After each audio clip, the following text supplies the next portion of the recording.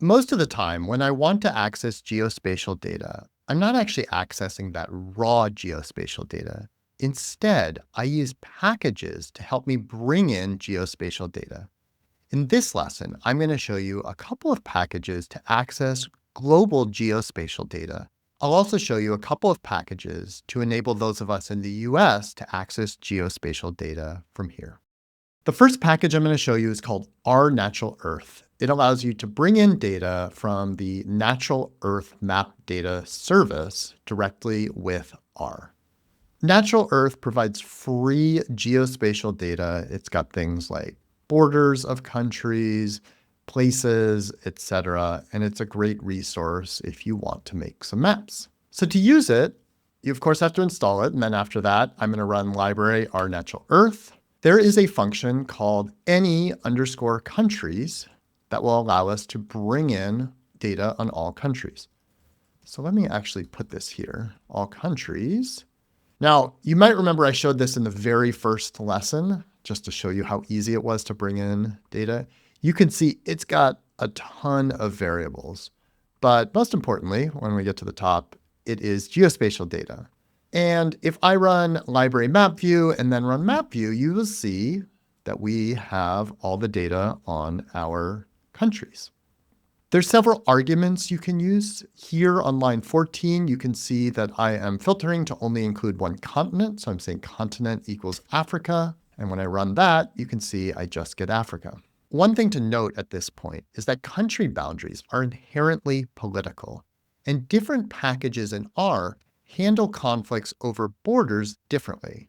Let me show you what I mean. Okay, here on line 19 and 20, I'm bringing in data on Ukraine. So within that any countries function, I can just specify a single country. And there we go. I've got an object for Ukraine. Now, when I map that, you can see the boundaries. But if you know Ukraine, you know that this area right here is Crimea. Crimea is disputed. Legally, it is part of Ukraine, but Russia has controlled it de facto for the last several years. The Natural Earth Service has a policy on disputed boundaries, where they rely on what they call de facto status.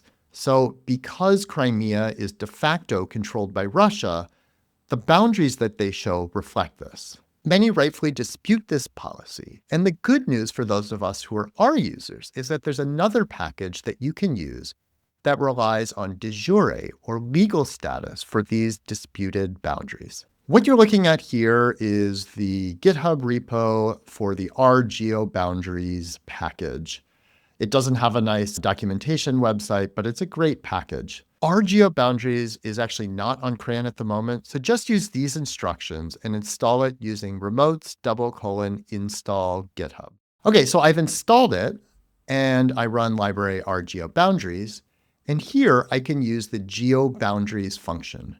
Within the Geo Boundaries function, you can specify the administrative level. So I'm going to do 0, and let's take a look at what that gives us.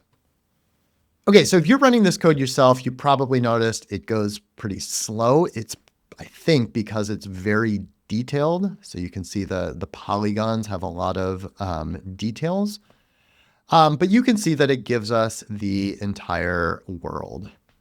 Okay, similarly, we can bring in data on Ukraine. So I'm going to call this Ukraine v2. I've done that with Geo Boundaries, country equals Ukraine. And if I run map view, take a look down here at Crimea. And you can see here, it is part of Ukraine. To show you even more, I'm going to do Geo Boundaries with countries Ukraine and admin level equals 1, and then pipe that into map view. So this admin level 1 shows us the kind of first level breakdown of the country. In the US, that would be states. In Ukraine, it's known as oblasts. And you can see here that this one is Crimea. Now, I can also do it for admin level 2. I don't actually know what these are called in Ukraine, but it will get it at kind of the next level. In fact, I think, let me test this out for the US. I can put country equals USA, admin level 2. So I've zoomed in on Oregon because I know it well. And Clackamas is the name of a county. So it's the kind of second level breakdown of the data. So our natural Earth and our geo boundaries are great packages to bring in geospatial data from around the world. If you're in the US like me, there are also a couple packages that can help. The first package I want to mention is called Tigris. You're looking at the GitHub repository here. Tigris allows you to access shapefiles directly from the US government on things like states, counties, places, roads, etc. In fact, if I scroll down here, you can see all of the different data sets that you can use.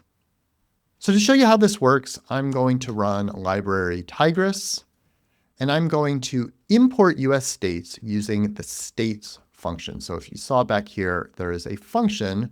They're really nicely named. It's really clear what they get.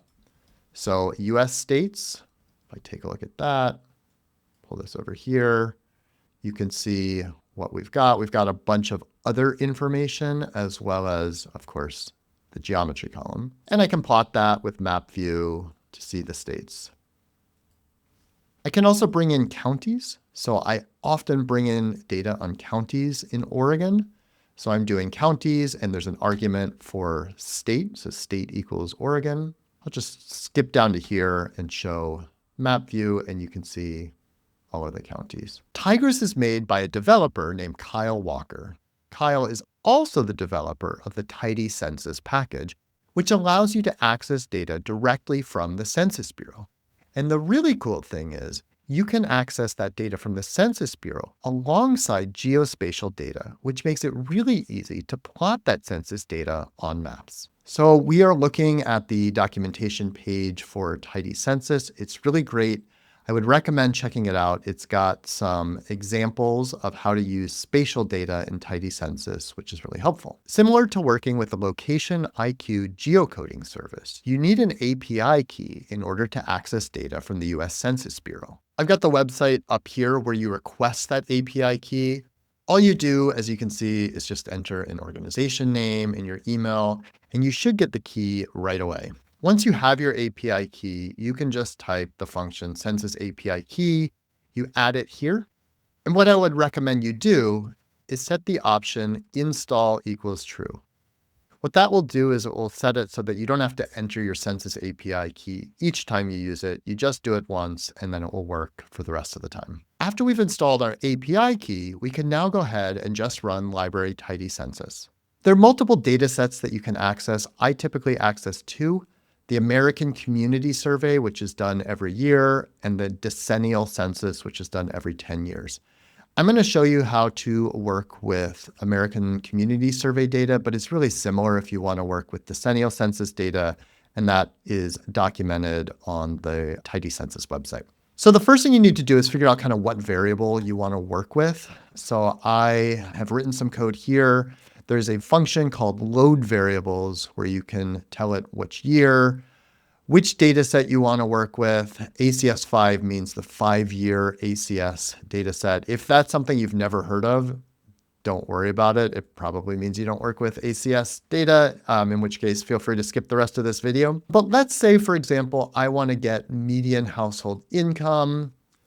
Once you have it, you can search for median household income. I will say I actually spent a bunch of time making sure I get the right variables. I went ahead and did this before, and I figured out that the variable is this one, B19013_001. Now take a look at this. If I bring this in, median household income, using the getACS function where I specify geography equals county, so in other words, I want it on a county level, the state is Oregon, and this is the variable that I want, and I run that, now you can see I have median household income. Now this is not geospatial data, but what it does show, for example, for Baker County, you can see the estimate. So this is all based on a sample. It's not a census. So the estimate is, 58,000 with a margin of error of 4,000. Now, you might be looking at this thinking, hey, David, there's no geospatial data. And you're right. But watch how simple it is to add it. See here? All I need to do is say geometry equals true. And so when I run this, watch what happens. I've saved this as median household income SF. now, in fact, I'll bring this over just a little bit. You can see we've got that geometry column, and we've got all of this metadata to indicate that it is geospatial data. So now I'm just going to pipe it into map view. I've said zcall equals estimate, just so the tooltip will show the estimate variable. Let me bring this over just a little bit. Okay, so we've got it here, and you can see it shows the median household income for various counties throughout Oregon. So Washington County has the highest, I know because I've worked with this data a lot, over 100,000. And I think some of the lowest are probably in Eastern Oregon here. Now, I know this map isn't that great, but you're going to learn to make some really good maps in later lessons. And having the data to do that is, of course, the first step to make that possible. Okay, for your turn, I want you to use the Our Natural Earth or our Geo Boundaries package to download data for all countries in South America. Then I want you to use the Map View package to make a map in order to ensure that the data was downloaded successfully. If you work in the US or you work with US data, feel free to try out the Tidy Census package to work with data from the Census Bureau.